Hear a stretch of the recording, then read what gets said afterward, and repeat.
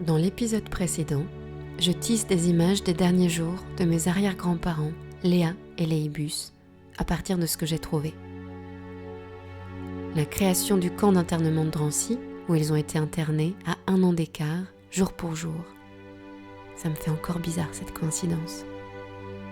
Les dates de leurs arrestations et de déportation, et des détails qui détonnent comme cet acte de décès de 2012 qui déclare mort Léibus 1 semaine avant qu'il ne soit réellement déporté. Il est probable qu'ils aient été chacun amenés aux chambres à gaz d'Auschwitz dès leur arrivée au camp. Mais moi, je préfère les voir réunis. La loi Badinter les déclare morts 5 jours après leur départ de Drancy.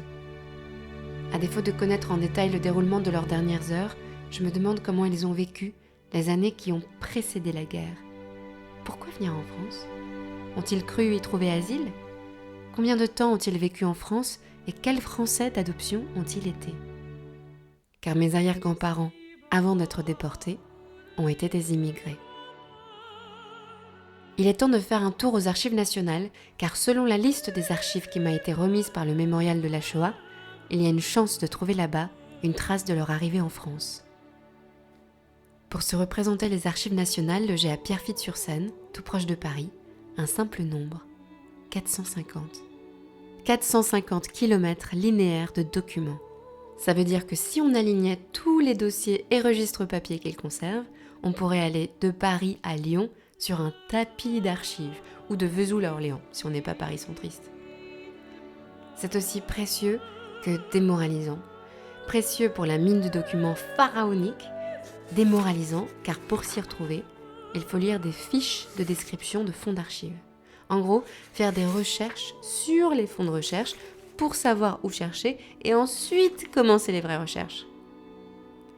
Je suis, comme dirait Mylène Farmer, désenchantée, mais pas vaincue. Surtout que j'ai tout de même une petite idée des fonds qui pourraient m'intéresser. On me dit dans l'oreillette, comprendre Zoé, mon amie qui fait sa thèse sur les juifs communistes, de jeter un œil au dossier de naturalisation et au fonds du service des étrangers. D'ailleurs, ce fonds a une histoire complètement rocambolesque. Il s'agit d'informations compilées par la Sûreté nationale, la police française et l'administration entre 1880 et le début de la Seconde Guerre mondiale. Les mots ont changé, mais la Sûreté nationale, c'est bien les renseignements français. Une de leurs occupations de l'époque, surveiller tous les étrangers et militants politiques qui arrivent en France, surtout dans l'entre-deux-guerres où l'immigration augmente énormément. Les Russes fuyant la Révolution d'Octobre et les combats qui s'ensuivirent, les Italiens fuyant le fascisme de Mussolini, les Espagnols fuyant le régime de Franco, et n'oublions pas les populations qui fuient le démantèlement de l'Empire ottoman. La police garde un œil sur tous ces nouveaux arrivants et ils tiennent des fiches, des faits et gestes de ces étrangers qu'ils redoutent plus que tout, infiltrés par les communistes. Tout est inspecté et conservé. Des coupures de journaux, des dates de meeting, des fiches de description détaillées, des cartes d'identité, des enquêtes et les échanges entre le ministère de l'Intérieur et les préfectures de police. Mais la Seconde Guerre mondiale éclate et le destin de ces archives bascule à jamais. Les forces nazies pillent systématiquement les archives françaises et celles-ci hautement stratégiques sont envoyées en Allemagne pendant la guerre. Ils ont ainsi accès à tous les fichiers des individus et groupes considérés comme potentiels ennemis de l'État. Puisque la France surveillait toute forme d'opposition politique, les nazis utilisent ces informations pour traquer et neutraliser des réseaux de militants communistes, socialistes, anarchistes, syndicalistes, antifascistes, tout mouvement organisé qui pourrait alimenter la résistance. En plus, ils ont maintenant les informations de tous les étrangers juifs réfugiés en France. Et ils utiliseront ces dossiers pour planifier les rafles, dont celle du Veldiv de juillet 1942, dans laquelle mon arrière-grand-mère a été arrêtée. Mais ce n'est pas fini. À la fin de la guerre, qui met la main sur ces archives ? Mais l'armée rouge, bien sûr, et les emporte jusqu'en Union soviétique, qui leur trouve quelques tunnels souterrains pour les abriter secrètement. Il faut s'imaginer des kilomètres de tunnels sous Moscou, abritant des cartons et des cartons, de fiches individuelles, peut-être même celles de Leibus et de Léa. Les archivistes soviétiques vont jusqu'à les réorganiser selon l'alphabet cyrillique. Merci, fallait pas. Le temps passe. 46 ans et une guerre froide. En 1991, l'Union soviétique est dissoute et la Russie ouvre certaines de ses archives aux chercheurs et notamment internationaux. Des historiens et des diplomates découvrent alors que les archives françaises n'ont pas été détruites pendant la guerre, qu'elles étaient au chaud, une expression qui ne prend pas en compte l'hiver moscovite, à attendre l'heure où elles reviendraient en France, plus d'un demi-siècle après leur exfiltration. Au compte-gouttes, ces documents furent rapatriés en France entre 1994 et 2003 et peu à peu mis à la disposition du public. Ils avaient chèrement gagné le nom de Fonds de Moscou. C'est maintenant que j'entre en scène. Youhou, quel timing! Pour resituer mes arrière-grands-parents géographiquement, mon grand-père Elias, leur fils, est né en 1918 à Berne, en Suisse. Donc, je subodore que Leibus et Léa y vivent à cette date. Puis, 25 ans plus tard, ils sont déportés en 1942 et 1943 de Paris. A priori, dans ce laps de temps, entre 1918 et 1942, oui, c'est un peu large, ils ont déménagé en France. Mais quand, pourquoi et dans quelles conditions, c'est ce que j'espère comprendre dans le fond de Moscou. Car en franchissant la frontière française, il est plus que probable qu'ils aient fait l'objet d'une enquête de la police. Grâce à la rapidité et fluidité de mes échanges avec les fonds d'archives contactés jusqu'ici, j'avais la vague impression, avant de m'atteler aux archives nationales, que ça se passerait à peu près comme ça. Cas numéro 1. Je me rends à un service d'archives et je demande à une documentaliste « Bonjour madame, voilà ce que je recherche, pourriez-vous m'aider ?» Je parle comme ça quand je suis en dehors de chez moi. Et elle m'ouvrirait les portes de la caverne d'Ali Baba.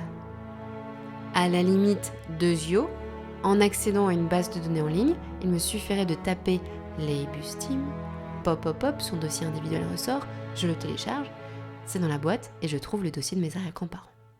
Ça, c'est la version bisounours Nastasia hantée Pierrefitte-sur-Seine. Explication. Sur le site internet des Archives nationales, on peut, en effet, accéder au catalogue en ligne du Fonds de Moscou. Mais attention, déjà, il y a plusieurs fonds dans ce fonds. Celui qui m'intéresse en premier, c'est le fichier central de la Sûreté Générale, là où sont les dossiers des étrangers arrivant en France. Mais il y a aussi les fiches du fichier central, les dossiers des cartes d'identité demandés par les étrangers, les dossiers des passeports, des dossiers de police administrative, un fonds sans fond. En ligne, on ne trouve pas les dossiers eux-mêmes, mais des index de noms de famille, de longues listes de noms de personnes qui ont un dossier dans le fond de Moscou. À chaque carton rempli de quelques dizaines de dossiers individuels correspond une cote, comprendre un numéro quoi. L'enjeu pour savoir si mes arrière-grands-parents ont un dossier dans le fichier central, c'est de retrouver leur nom dans ces listes alphabétiques de noms de famille créées par les Russes dans les années 70 et trouver la cote associée pour demander aux archives nationales de remonter le bon carton parmi les milliers de cartons en leur possession. Sauf que, en tout, le fonds de Moscou, c'est 10 000 cartons. Rien que dans le fichier central, il y a 600 000 dossiers. Le point d'entrée dans l'index, ce sont seulement les 3 premières lettres des noms de famille qui nous donnent ensuite accès, en rentrant dans l'index, aux pages avec nom-prénom.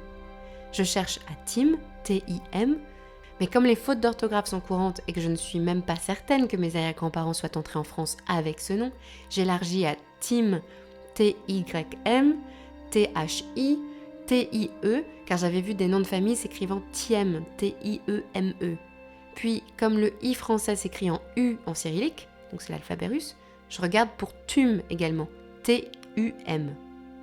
Ces listes sont faites en russe et les noms sont calligraphiés à la main et même s'ils sont officiellement conservés alphabétiquement, il y a beaucoup d'erreurs d'indexation et de rajouts à la fin des fichiers. Alors j'y passe des heures entières. Sur mon canapé, dans le noir, les yeux rivés à ces calligraphies du passé, le cœur plein d'espoir. Il faut regarder les listes entières, des centaines de noms, sur des pages où il faut zoomer pour être sûr de bien lire les orthographes, page après page. Et malgré mes recherches, ma déception est immense. Je ne trouve nulle part de traces de dossier sur Leibus ou Léa. Mais je ne fais pas complètement chou blanc. Dans un désordre alphabétique, après Timmerman, Timothy, Timachev, puis ensuite Timchin, Timchenko, Timbon, puis Timble, j'ai le frisson de voir apparaître le nom Tim. Pas une fois, mais 4 fois. Tim Hélène, Tim Elias, Tim Alexandre, puis Tim Zalma. Et mon cœur de battre à toute vitesse, car de ces 4 prénoms, un me parle. Un est celui de mon grand-père. Mon grand-père a un dossier, comme des milliers d'immigrants arrivant en France. Ce que je peux voir sur l'index écrit en russe, c'est sa date d'arrivée sur le sol français, ainsi que sa date de sortie. Il est entré en janvier 1937 et ressorti en mars 1939.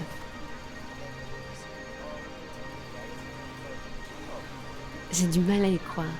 Mon grand-père est dans le fond de Moscou.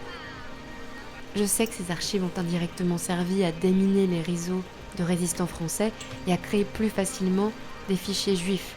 Mais là, tout de suite, je me dis que j'ai peut-être la chance d'en apprendre plus sur les circonstances d'arrivée de ma famille en France.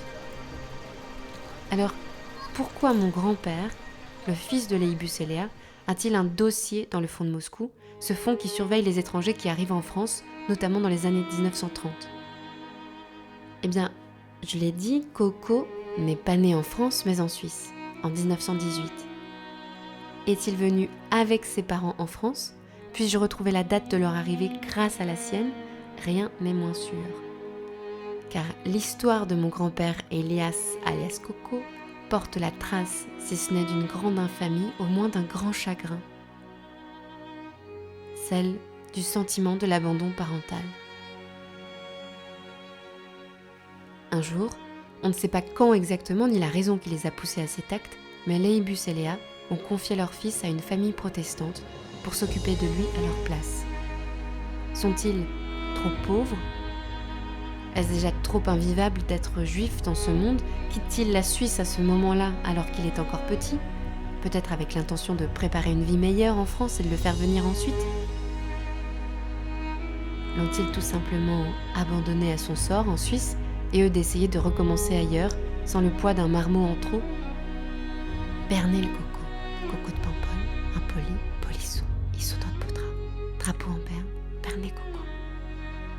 Cet abandon n'est ni élucidé, ni unique, car Coco n'est pas le seul de la fratrie à avoir été placé. D'autres noms d'enfants, élevés en Suisse par différentes familles, flottent sur les lèvres de mon père et de mes tantes. Berthe, Fanny, Jeanne, Sarah. Donc, son arrivée en France à lui ne suggère pas automatiquement leur arrivée à eux. Mais j'ai trop envie d'y jeter un œil. Pour aller voir ce dossier de plus près, je dois encore m'inscrire aux archives nationales, faire la demande d'accéder au carton d'Elias Tim via la cote que j'ai retrouvée sur l'index, et puis attendre quelques semaines qu'il soit remonté des archives. Enfin, on me donne des dates possibles de consultation du dossier dans mon compte en ligne. Tout est prêt.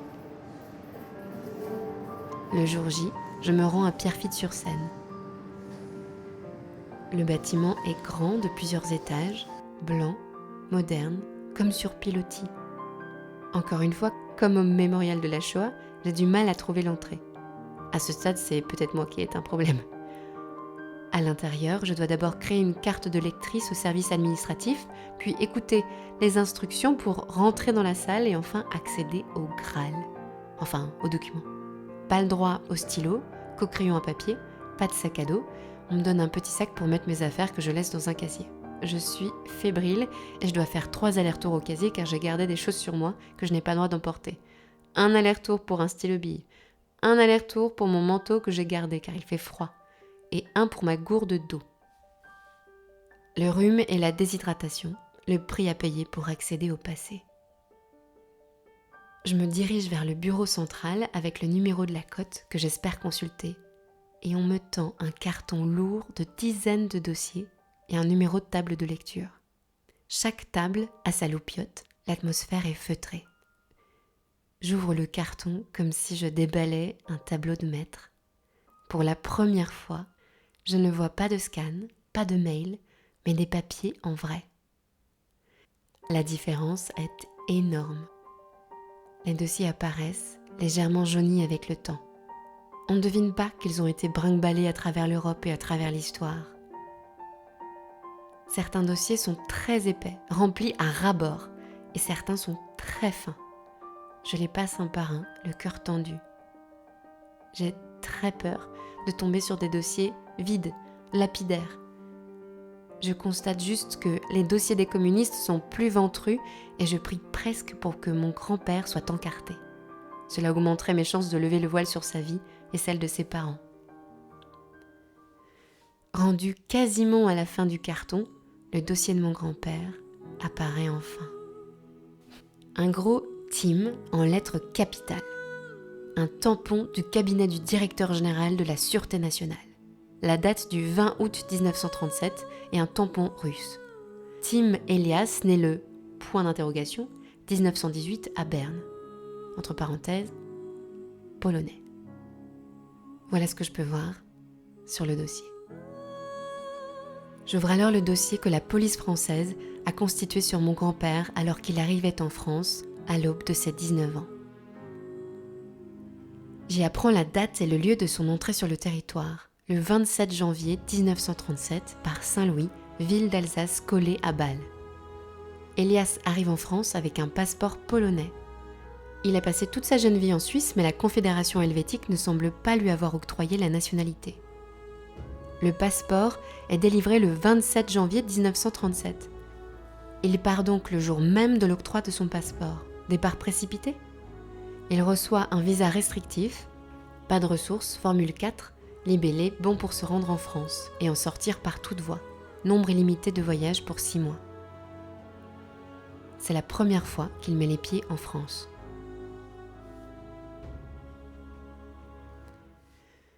Mon grand-père n'a pas de ressources personnelles mais reçoit 400 francs par mois d'un oncle, monsieur Kipfer, résident en Suisse. Mon père confirme que les Kipfer sont bien sa famille adoptive suisse.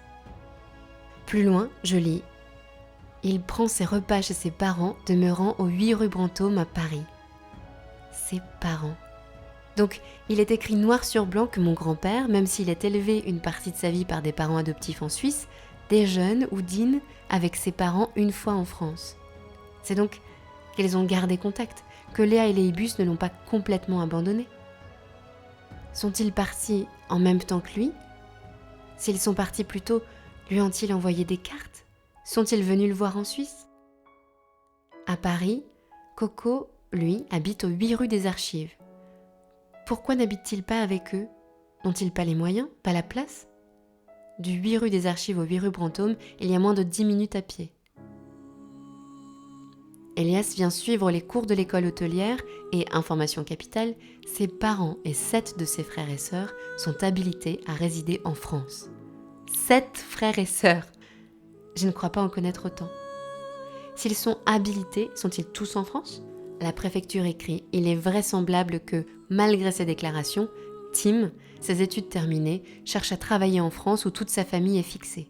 Des instructions sont sollicitées. » Fixé en France. Toute sa famille fixée en France. Cette information est capitale. Donc en 1938, ils seraient tous en France. La famille de Léa et Léibus s'agrandit subitement. La Seconde Guerre mondiale est si proche et pourtant, l'intégralité du dossier de mon grand-père, juif d'origine polonaise, tourne autour de la question de le garder ou non en France. Documents de 1937 et 1938, notes, demande d'enquête, préfet de police qui se tourne vers le ministère de l'Intérieur. Cet homme est-il dans nos fichiers ? Un des tampons apposés mentionne « inconnu au fichier central ». Par ailleurs, sa demande est appuyée d'une lettre venant du Comité central d'assistance aux émigrants juifs, situé 5 rue de la Durance, Paris 12e.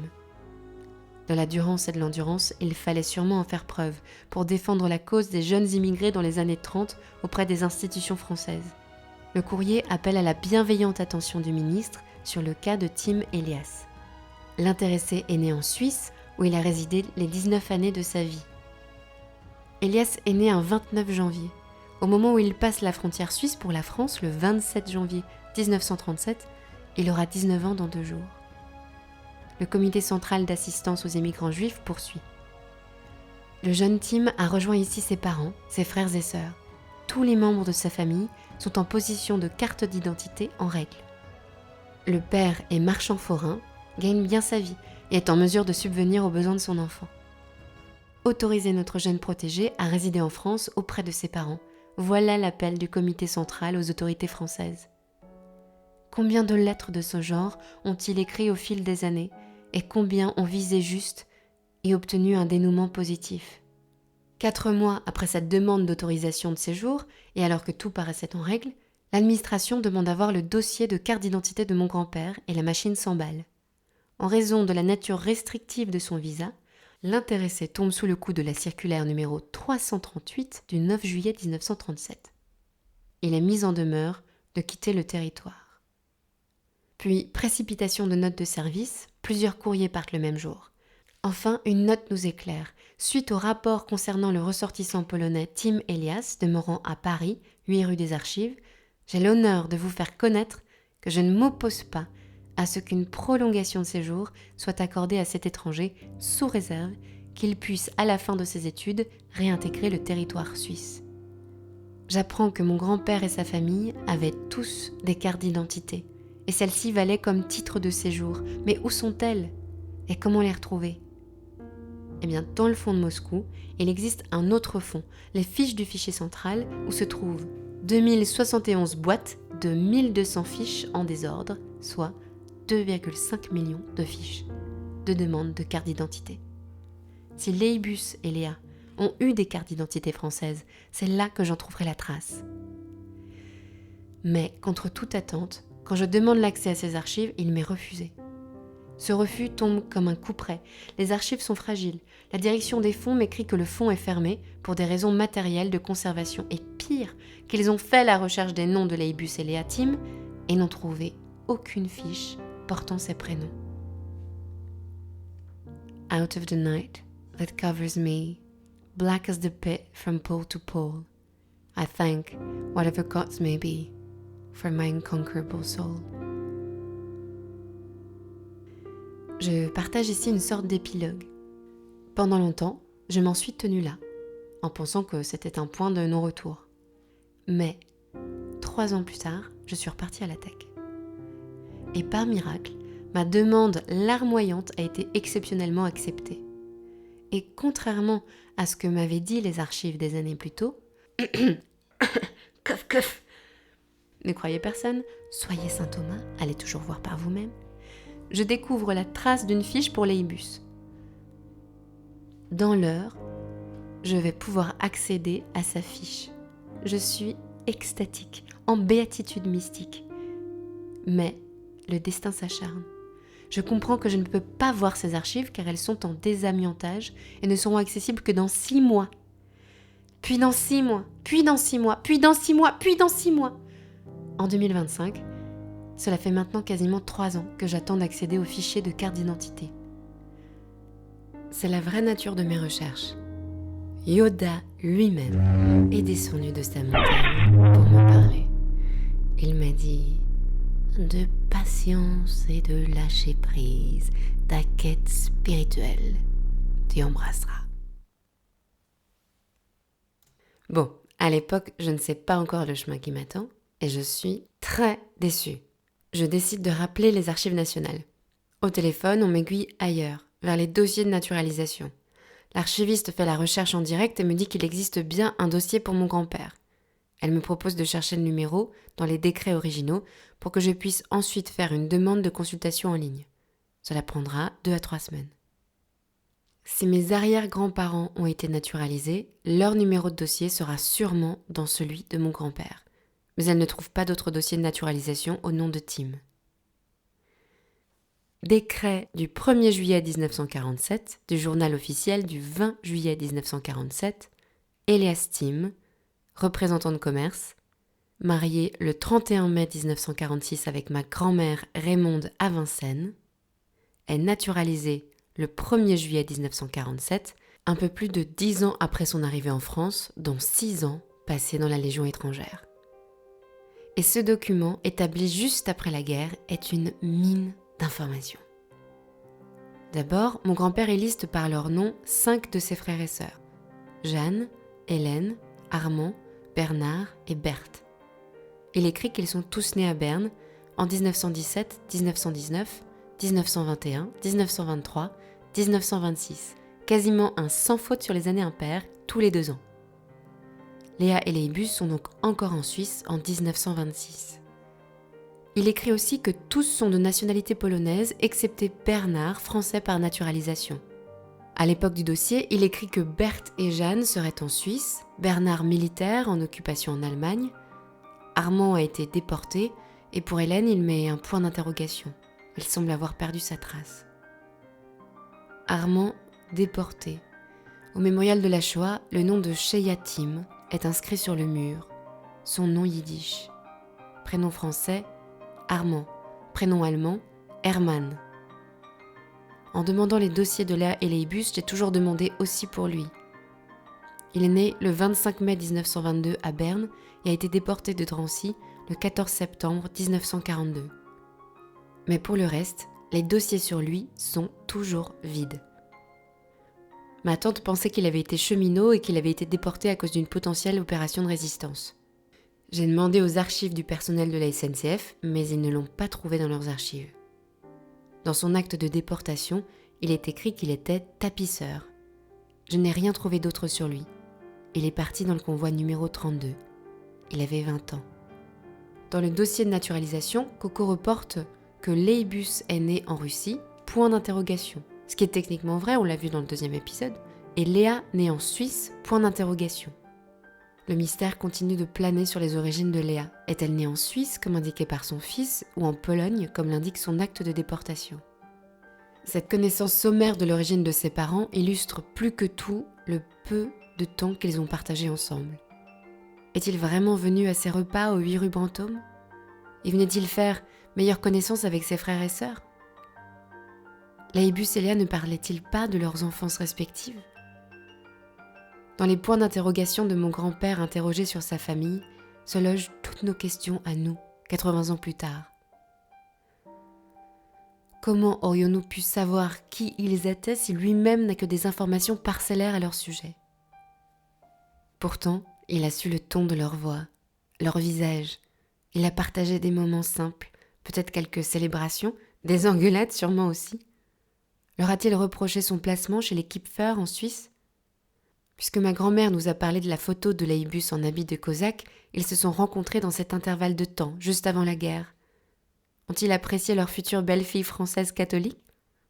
Ont-ils demandé à leur fils de ne pas se marier avec une goye, autrement dit une non-juive, ou l'ont-ils intégré à la famille ?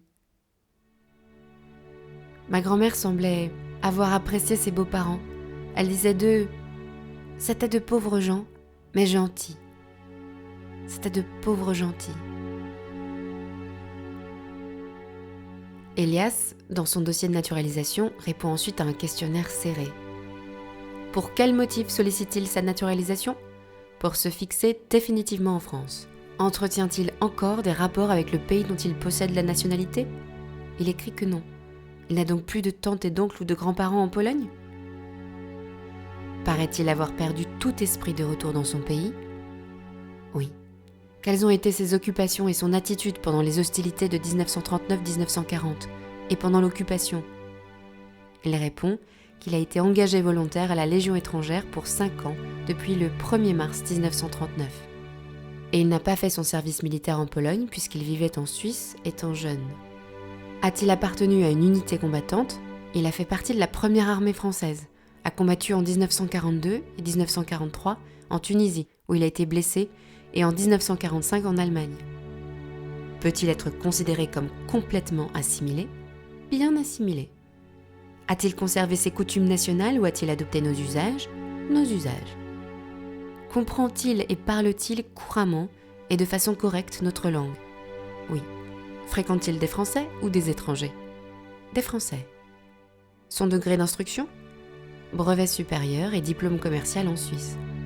Il doit également répondre de son état de santé qui est apparemment bon, et à la question de savoir s'il est atteint d'une infirmité ou de tare physique ou mentale, quelqu'un répond pour lui, aucune apparente. Que lui rapporte sa profession ? 8 500 francs par mois environ. Il habite à Vincennes avec ma grand-mère et le loyer annuel est de 2 250 francs. Les loyers à l'époque sont très réglementés et souvent bloqués par l'État français depuis 1914. Ce qui fait qu'ils ne représentent pas une énorme part de dépenses pour les ménages qui gagnent un salaire raisonnable. Les membres de la famille ont-ils fait l'objet de remarques du point de vue de la conduite, de la moralité, des antécédents judiciaires ? Elias répond ici que son père Léibus a été expulsé de Suisse pour non-paiement de dette. Je n'en avais aucune idée. C'est donc pour ça qu'ils ont dû partir de Suisse ? Ils ont été expulsés ? Avaient-ils déjà placé leurs enfants dans des familles d'accueil suisses ou le font-ils à ce moment-là, sommés de quitter le territoire ? Est-ce qu'ils veulent mettre leurs enfants en sécurité en les laissant sur place ? Mais de quelle dette s'agit-il ? Y en a-t-il trace en Suisse ? Pour quel motif a-t-il quitté son pays d'origine ? Il répond « Pour rejoindre mes parents, expulsés de Suisse ». Ce qui est frappant, c'est qu'il fait sa demande le 24 décembre 1945. La veille de Noël, il écrit qu'il est fiancé à une jeune fille française et que ses parents ne donneront leur consentement pour le mariage qu'à la condition qu'il soit français. Il doit écrire une liste de ses domiciles depuis 1935. Et là, il y a l'adresse de sa famille d'adoption à Berne, 12D Lopenstrasse, juste à côté de la gare de Berne. Puis il écrit qu'il habite avec ses 2 parents, 2 ans, au 8 rue Brantôme de 1937 à 1939. Alors qu'avant la guerre, il déclarait habiter au 8 rue des Archives, dans le fond de Moscou. À quel endroit a-t-il menti à l'administration française ? En 1937 ou en 1947 ? A-t-il vécu chez ses parents ou non ? Information encore plus intrigante, il dit qu'il est retourné habiter chez ses parents en rentrant de son service dans la Légion étrangère en 1945. Du 29 octobre au 14 décembre 1945, il a habité 2 mois dans l'appartement de ses parents, alors qu'il est sans nouvelles d'eux. Comment a-t-il appris la déportation de ses parents ? Est-ce qu'un de ses frères, une de ses sœurs ou sa future femme Raymonde lui ont écrit une lettre pour le prévenir de leur arrestation ? Est-ce qu'il l'a appris de la concierge de l'immeuble en voulant rentrer chez eux ? Qu'a-t-il ressenti en retrouvant l'appartement de ses parents alors qu'ils sont encore portés disparus ? Est-il allé les attendre à l'hôtel Lutetia ? C'est l'hôtel parisien où les déportés survivants étaient transférés pour se refaire une santé. Dans le grand hall du Lutetia, Paris accueille ses enfants rescapés. Visages amaigris, regards éperdus, mais la vie revient. Un bol de soupe, un lit propre, une main tendue. Ainsi, la capitale rend hommage à ceux revenus de l'enfer, témoins vivants de la victoire et de la foi en l'homme. Le 15 décembre 1945, Elias déménage dans la ville de Vincennes, chez sa fiancée. Une nouvelle vie se prépare. Même la concierge de l'immeuble à Vincennes doit certifier qu'il habite bien là. Il se marie le 31 mai 1946 avec ma grand-mère Raymonde. Le processus de naturalisation traînant en longueur, Elias aura le temps de verser comme dernier élément au dossier l'acte de naissance de sa première fille, ma tante Catherine. Une nouvelle vie, de laquelle ni Léa ni Léibus ne feront partie. J'ai écouté des dizaines de témoignages de survivants des camps, et ils disent souvent ô combien ils ont attendu leurs proches déportés dont ils n'avaient plus de nouvelles. Sans un compte précis de leur disparition, combien de temps mon grand-père les a-t-il attendus ? Il a déménagé de leur appartement en décembre 1945 et s'est marié 5 mois et demi plus tard. Quelle famille avait-il à son mariage pour le célébrer avec lui ? En conclusion de cet épisode, je n'ai pas trouvé la trace ni de Léibus ni de Léa dans le fond de Moscou. Mais les informations glanées à travers mon grand-père m'ont appris qu'ils ont été expulsés de Suisse pour dette, et malgré le placement de certains des enfants en Suisse, il semble que les 8 enfants sont tous en France en 1937, avec des cartes d'identité en règle. En 1937, ils habitent au 8 rue Brantôme, au cœur de Paris, là où mon grand-père semble les retrouver pour déjeuner quand il arrive en France faire ses études. Là où ma grand-mère Raymonde dit avoir vu cette photo de Leibus habillé en cosaque, là où Elias est revenu après leur disparition. Je sens que c'est à leur adresse parisienne que je dois maintenant aller pour être au plus près d'eux. Je prends le métro, sors à Hôtel de Ville et marche jusqu'à l'entrée de la ruelle. Que vais-je apprendre aux 8 rue Brantôme ?